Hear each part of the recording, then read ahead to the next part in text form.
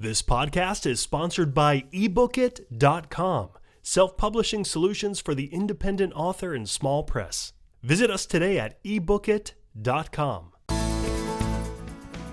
Welcome to the Toastmasters Podcast, the official podcast of Toastmasters International. Hello, everybody. This is Greg Gazin. And I'm Ryan Levesque. Death by PowerPoint has become just so cliche, yet not a day goes by where we see yet another eye-rolling slide deck.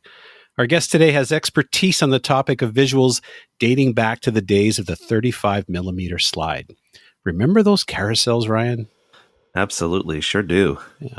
And our guest will be telling us how he can take our slide presentations from that painful eyesore to delectable eye candy. Ryan, who do we have on deck with us today? Today's guest is David Henson. Dave helps speakers and businesses to present with vision.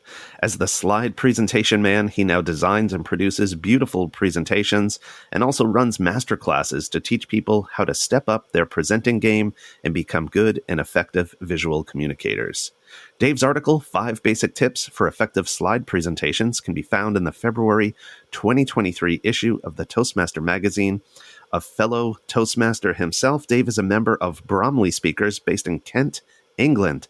Dave Henson, the slide presentation man, welcome to the Toastmasters podcast. Welcome. Thank you very much. It's a pleasure to be here. I know we were joking about the 35mm slide, but obviously at some point that transitioned to PowerPoint. So Dave, to start us off, I'm just wondering, how did you get into slide design and of course the eventual transition to what we know today as PowerPoint?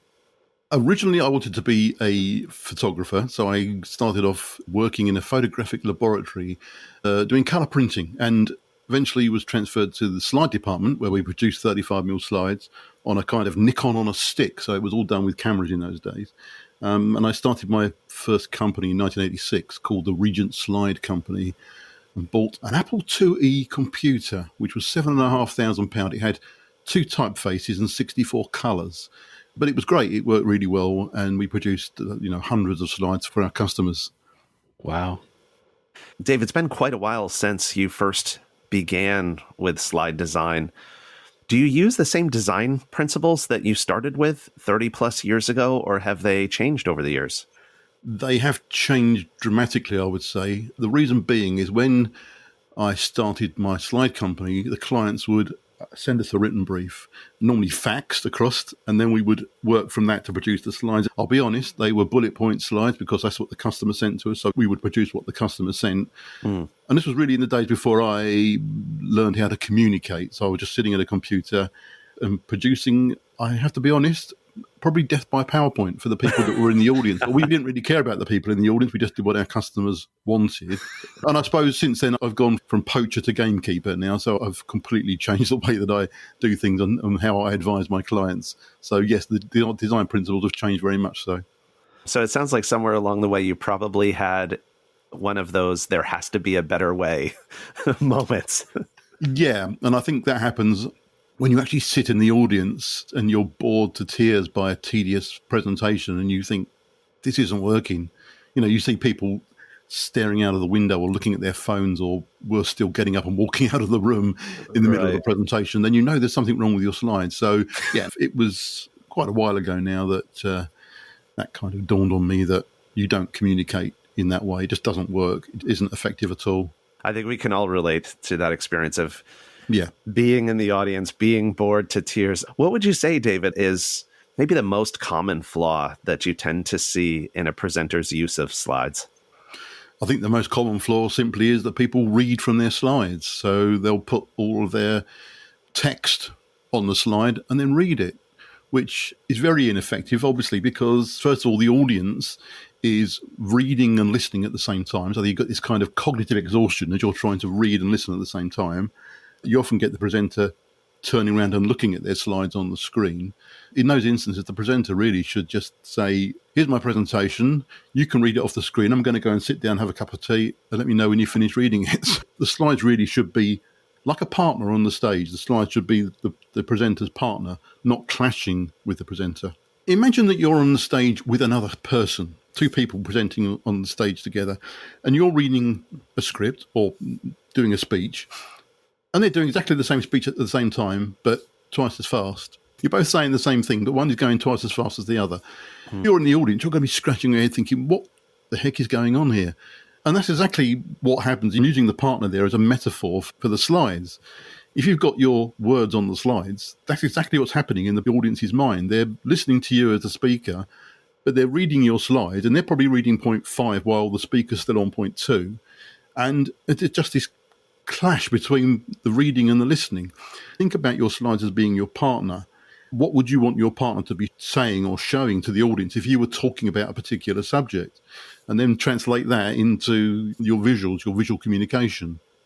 That is such a great metaphor, Dave. I had an experience just a few weeks back when I was watching a webinar and the slides had all of the bullet points come up right as the slide loaded.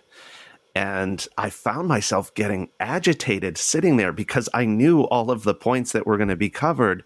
And yet I had to sit there and wait for her to go through each of them and explain. And it's such a small thing, but it really impacted in a negative way my engagement with the presentation. Yeah, I totally agree. The excuse that people give is that, well, I need to give these slides to the audience as a handout. One of my big mantras is if your slides work as handouts, then they don't work as slides. You really need to produce the handout separately to the slides. And some people say, well, that means twice as much work. But actually, it doesn't really, because what you can do, particularly in PowerPoint, you can put what the audience wants to read in the notes section. You can use the slides, and the slides will work for the 10, 20, 50 minutes you're presenting. But the handouts is something they can take away, sit down at their leisure and read and understand. So keeping the slides and the handouts separately is really important. Okay, so in the article, you use the example of a camera, and there's a picture of a small camera and a whole bunch of bullet points with lots of text. We'll make reference to the article in the show notes. But Dave, I'm curious, is there anything wrong with having bullet points, maybe less text? So for example, one of the slides that you have, the do not do slide, you'll have one bullet point says, it contains a large bright display that can easily be seen in full sunlight. Perhaps just have the words large bright display as a bullet point and then elaborate more in the notes. Is there a balance to that? Yeah, I mean, that's the kind of interim thing. You'll see from the first slide, there's 5 bullet points. As you say, the first one says it contains a large bright display that can be seen in full sunlight. And my version of that is to take those 3 words, large bright display, put them onto one slide with a picture of the back of the camera showing the large bright display. So that's the way I would do it. But I mean, as an interim, it's probably the second best thing to do is to have large bright display as a bullet point and build the points up one point at a time. That would also work. But the reason I use the picture is because, in fact, it's very similar to the way that Steve Jobs used to present when launching a new Apple product. You would have a big picture and the minimal text that he could then talk around. So he would say, if he was presenting that camera slide, our camera has got a large bright display, and then he'd give all the technical information about it and so on and so forth. And again, that slide on the screen is congruent with what he's saying. And the important thing there is my other point that I make in the article, which I think is really important, is to use 1 point per slide. On that first slide, there's 5 points on that one slide. Now, as you suggested, you could build those points up one at a time, which is kind of the same thing as 1 point per slide because you're building them up. So each time you're showing one line, you're speaking about it and showing the next line and so on. But if you think about 1 point per slide, it can be a really useful way of thinking about it before you produce your slide. So what I've done is then produce 5 separate slides, each one with a big picture and the minimal text on the slide so that the speaker can talk around that point and give more detail. And then if they want to give a handout at the end, they could give that first slide, maybe designed a bit better, but they could give that first slide, maybe with even more information so that people can take it away and read it afterwards. Okay, so an alternative to having one full slide per point would be the build-up, because I'm thinking quite often the idea of less is more, because you end up in a situation where if you've got, let's say, 10 devices, let's say you're doing a technology presentation and you're talking about cameras and microphones and speakers and a whole bunch of other things, if you have 5 or 6 slides for each item, like if there's 5 slides and there's 5 devices, you're going to end up with 25 different slides. And then you come to a situation of saying, okay, well, how many slides is too many? Well, okay, so the point there is that if you've got 25 slides rather than 5, does that make it worse or better. In my mind, it makes it better because you're still putting all that information in the presentation, but you're just cramming it all into 5 slides rather than separating them out. So when people say, how many slides should I have? It's kind of an irrelevant question. My answer to that would be have as many slides as you want or as few slides as you want. And in fact, it could be, as we know from speaking at Toastmasters, a speech can stand on its own 2 feet. It doesn't need to have slides at all. If you're telling a story, for example, which you want people to get into their heads and use their imagination, then putting slides in the background will probably harm the speech rather than enhance it. I never say to people you should always use slides. In fact, I always say start off by writing the presentation without even thinking about the slides. And then when you read through it, if you think that you've got a point in your presentation that could be, I use an acronym, RICE, reinforced, illustrated, clarified, or explained by the use of a slide, then that's a good candidate for firing up your laptop and PowerPoint and producing the slide. Otherwise, I would say don't be afraid to go blank. You know, the screen, that is not you as a presenter, obviously, but don't be afraid to go blank and just to talk without using slides.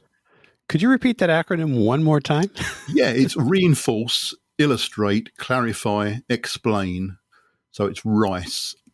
Oh, that's great. It's funny because we're talking about how many slides when Ryan and I were doing our prep. Ryan, didn't you Google how many slides? And you got all kinds of different answers, didn't you?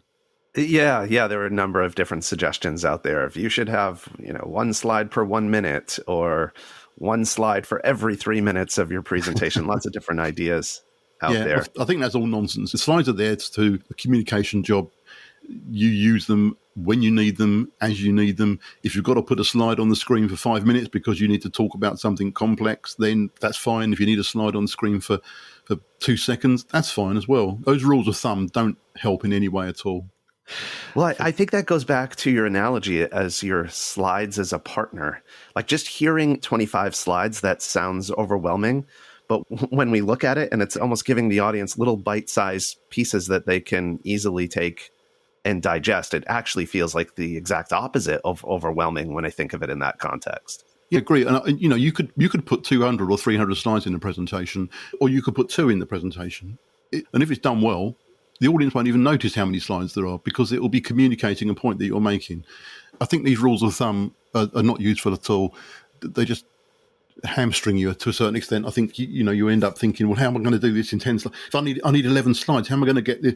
And what ends up happening is you take the stuff on the slide 11 and put it on slide 10 because someone's told you can only use 10 slides, which is ridiculous. Arbitrary. Yeah, it is. You may have heard of the 10-20-30 rule. That's if you've been Googling it, you may have come across that. Use 10 slides, speak for 20 minutes, and don't use anything smaller than 30 points. What if your boss has told you you've got to give a 30-minute presentation? Then that throws that out of the window straight away. And then, again, hamstringing yourself by saying how many slides you should be using is daft. Because you might end up thinking, well, you know what, I can do this presentation as an inspirational talk, and I don't even need to use any slides. Yeah. That model you just referenced, by the way, going back to Apple Computer, it was attributed to Guy Kawasaki. That's it. Yes, I couldn't remember his name. Yeah, Guy Kawasaki, that's right, yeah. And I think he was using it, to be fair, talking about doing a pitch presentation. And if you're doing a pitch presentation, there are certain slides you would use. For example, you would outline the problem, you would outline the solution, the market, the finance. There's certain slides that you would use. So it kind of makes sense in that context, but it's been taken out of context by all sorts of people now to say this is the rule for any slide presentation. That's another subject, taking things out of context. I was thinking that guys like me who are very forgetful, that I do use my PowerPoint as a prompt, but I was thinking back to a speaker I was listening to recently, and I can't recall who it is. I think it might be one of the world champs who had said that, might have been Craig Valentine.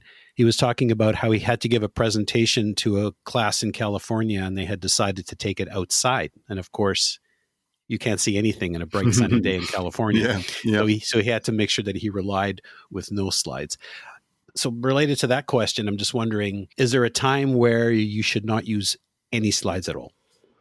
So as I said earlier, if you're doing a story and telling a really good story and you want people to use their imaginations, then putting a slide on the screen can get in the way of that. Now, if it's a personal story, you're talking about a trek you did up Mount Kilimanjaro, for example, then showing pictures of your trek could help it. But I think if you're telling a story that relies on people's imaginations, then you don't need to use slides. And also, going back to that acronym, if the point you're making in a talk doesn't need to be reinforced or illustrated or clarified or explained, then maybe it doesn't need to have a slide. There's some people who say, well, I never use slides. And there's some people who say that they always use slides. And what they mean by that is that they always use slides. So they'll use it throughout the whole presentation. They won't think that, oh, no, I need slides for that bit because that's going to really help to explain what I'm talking about. But I don't need slides for this next bit. So I could just blank the screen for that next bit, or stop sharing my screen if you're on Zoom, for example. I think that it's a matter of working out whether the slide is going to enhance your message. And if not, don't use it. And your point, incidentally, about using slides as a prompt, as we know in Toastmasters, sometimes when we first start, we use notes and then we're encouraged not to use notes. And in that way, I suppose PowerPoint is acting as your note. So my suggestion would be absolutely no problem to use PowerPoint as your notes. Just don't inflict them on the audience. So unplug the projector or stop sharing your screen. So you can sit there and you can read from those notes that are in front of you. But basically what you're doing when you're putting all that text on a slide is you're showing your audience your notes. Well, I keep thinking about that RICE acronym. I think it's so effective. In fact, when you mentioned it the second time, when you reinforced it. Very good, very good. It brought me back to a presentation. I think it was someone who was doing a speech about a train disaster or a train wreck. And the only slide they had was a picture of the train. And that's what kept it in focus the entire time. So the one slide really brought it home. That's great. Yeah, that's great. I mean, that is just that works. That works so well. You often see pictures, and using pictures is a very powerful thing to do. From a practical point of view, putting a picture on a slide actually means that there's less space for text, which is always a good thing. A picture paints 1,000 words. So I think that using pictures properly, I mean, there's lots of things you can do wrong when using pictures, but using pictures properly can really help to enhance your message and be a good partner for you on the screen. Yeah. When you watch a newscast, sometimes the commentator is speaking and all you see quite often is one slide or one picture. Yeah. Yeah. And in fact, that's actually a good point, Greg, because I often say that, when you watch the news, look at how they do it. So if you think about the graphics that they use on the news or the film or the pictures, think about them as being their slides. So there's some points where you just see the newscaster on the screen, not using any graphics or slides. So that's basically where they're not using slides. And then suddenly you'll go to a graphic where they'll put up maybe 2 or 3 simple bullet points that they're talking about. Other times they'll go to an outside broadcast. And that's the way that they present. So they're presenting, effectively, you could say there's times when they're not using slides or graphics or video, whatever you want to call it in that context. And there's times where they are, where it enhances their message. Super. Dave, a few minutes ago, you mentioned Zoom. And I wanted to ask you, what design choices do you take into consideration when you're doing an online presentation versus an in-person or hybrid presentation? Yeah, I think for the most part, you would stick to the same design principles. Well, I always say keep things simple. This is what I bang on about all the time. But bear in mind that if you're on Zoom or on Teams, there'll be people looking at it maybe on a small screen, sometimes even on a phone. So if you're going to be using a slide presentation, you need to make it even simpler so that it can be seen on these small devices. There's also an argument to say that you possibly need to be a little bit careful with using animations, which is a shame because animations properly used can really help to get your message across and make it more effective.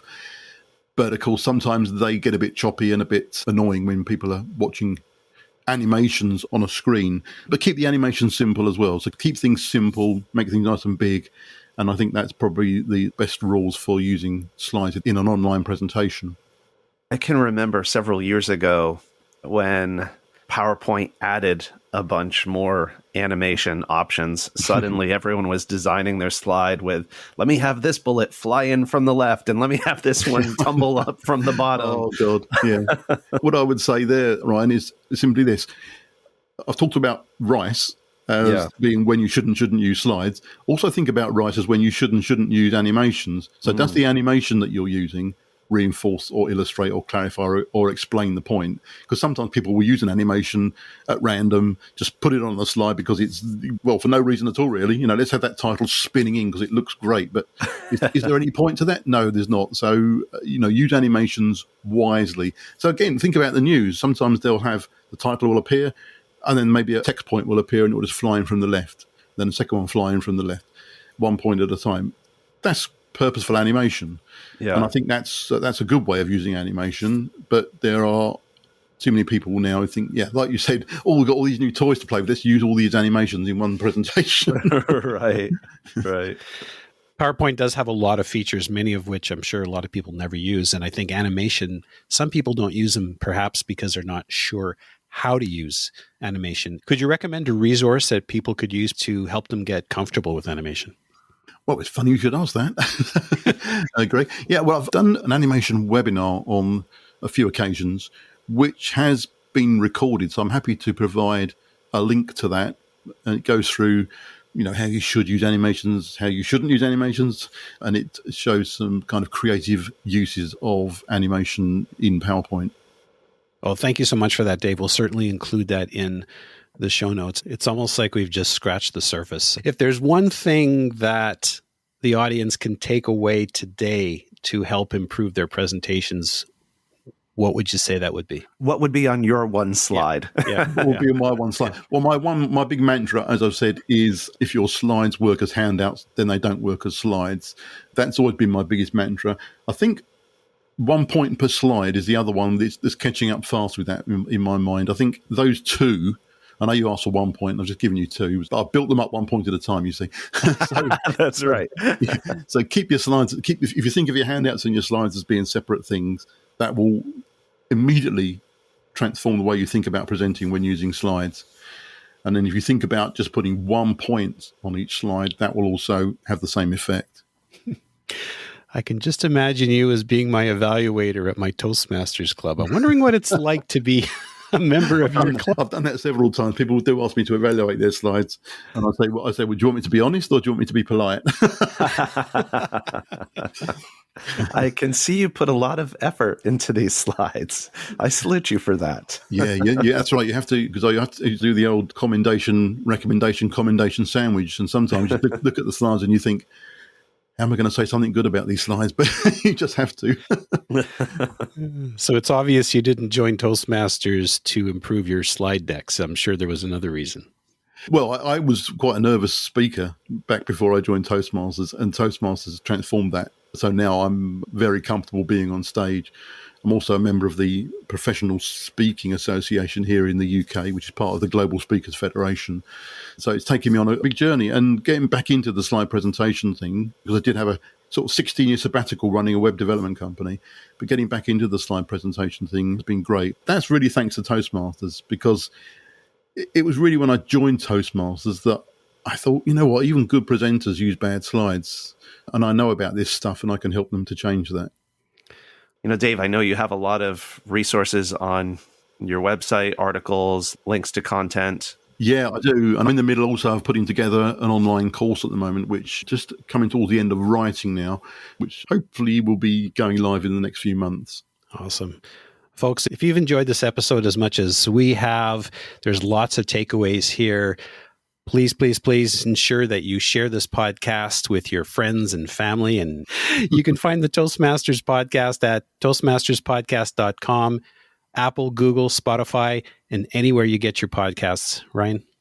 Dave, can you share with our listeners where they can find your website? Yeah, of course. It's theslidepresentationman.co.uk. And also, if you want to connect with me on LinkedIn, I do a lot of stuff on there. So love to do that as well. That's super. Once again, Dave's article, 5 Basic Tips for Effective Slide Presentations, appears in the February 2023 issue of the Toastmaster magazine. We'll certainly put links to the references that we made today as well. David Henson, thanks for coming on the show today. It's been a pleasure. My pleasure too.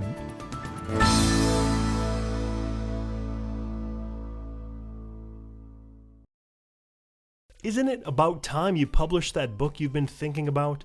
We can help with that. At ebookit.com, We've been providing authors and small presses with ebook publishing services since 2010.